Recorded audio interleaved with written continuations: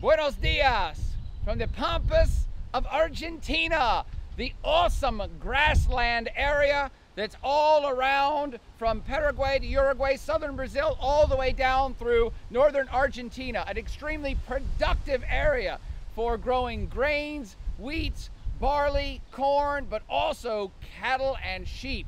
And this is an area where Gaucho culture evolved over the last 500 years.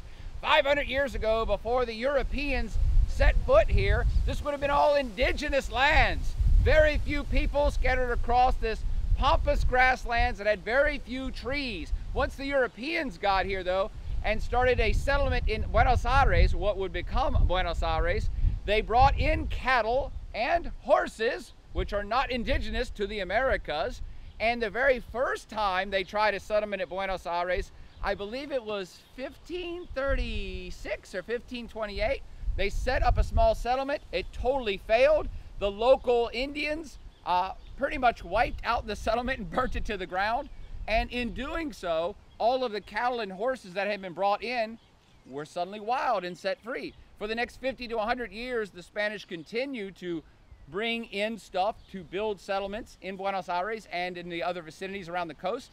And lots of animals, cattle, horses, kind of got out, became free. And thus started a very slow evolution where these animals from Europe became wild out here on these grassland plains that are perfect for horses and cattle. And thus the Gaucho culture arose. Gauchos are folks that from way back when were the mixing between European settlers and the indigenous folks who have been here forever in the Americas. And so if a European gets together with an indigenous or an Amerindian or Native American, whatever you want to call them, and they have offspring, that would be Capicho? What's the? Criollo. Criollo. I've always thought it was mestizo, but criollo is the word here in Argentina. So these are kind of first generation, second generation, kind of mixing of blood of two different continents.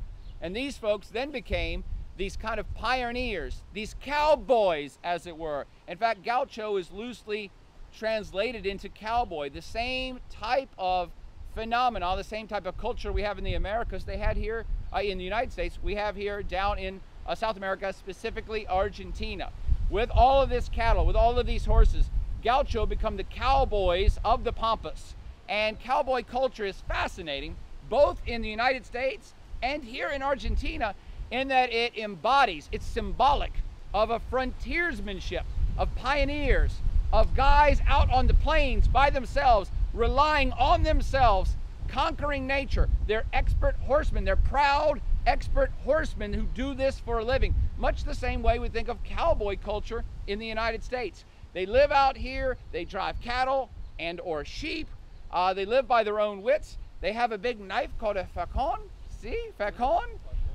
that they would use for day-to-day work, for the cattle industry itself, but also if they get into knife fights in the local saloon.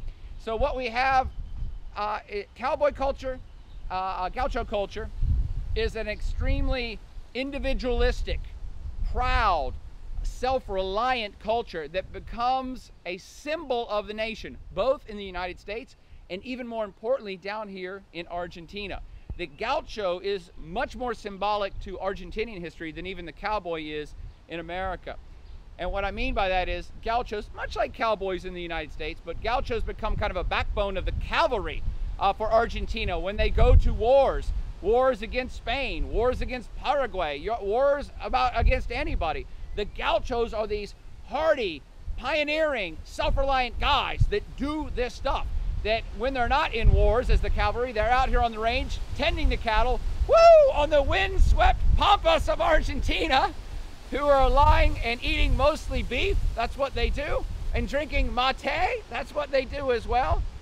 So you have these really interesting similarities on two different sides of the Western Hemisphere. But there are some differences. This is getting awesome. And some of the differences are that while the cowboys of America are an interesting part of American history, The Gauchos of Argentina are very symbolic as a point of national pride for Argentina. They come to symbolize not just frontiersmanship and self-reliance, they become an embodiment of the purity that is Argentina, of anti-corruption, of the proud warrior out here on the Pampas that's not part of the civilization, that's not been corrupted by civilization over there in Buenos Aires, that truly embodies the spirit of the nation. Does that make sense? Gaucho culture is as awesome as cowboy culture, but several levels up in symbolic points. And there are even whole ballads and some of the most famous poets of Argentina who wrote grand poems and grand narratives and grand novels about the Gaucho that really become the core of what it is to be Argentinian to this day. Does that make, did I miss anything? See? See? All good? Yes? So the only other big difference I'd point out between Gaucho culture, easy girl, and cowboy culture is that when we think of cowboys in the United States, Unidos Estados, see? Cowboys we think of in our culture as being kind of violent and gunslingers and people shooting them, shootouts at the OK Corral and in Western saloons. You don't really have that level of violence in Gaucho culture. Much more of a kind of naturalist. Yes, they're known for being violent when it's called for, aggressive when it's called for, but more with the facon, with the knife, not so much shootouts with guns. So very similar to the US cowboy, but extremely different in very important ways that are much more important to the Argentinian culture. That's what it's all about with the Gauchos. That's what it's all about in Argentina. And that's what it's all about in the awesome Pampas here outside of Buenos Aires, Argentina.